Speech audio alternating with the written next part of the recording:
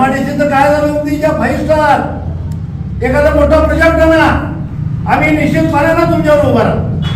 आमच्या त्या काय मतभेद मुळे, आमच्या त्या काय एकमेकाचं सुसूत्रपणा नसल्यामुळं तुम्ही निवडून आलाय. या तालुक्याची पार्श्वभूमी आहे. प्रकाशनाथ शेंडेंना आम्ही 15 दिवसात आमदार केला, काँग्रेस पक्ष बरखास्त करू.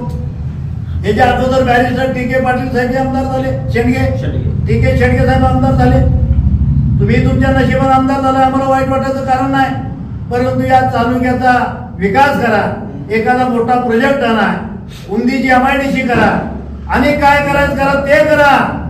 पण आमच्या समाजात कलगी तुरा लावून भांडण लावून बघत बसण्याचं काम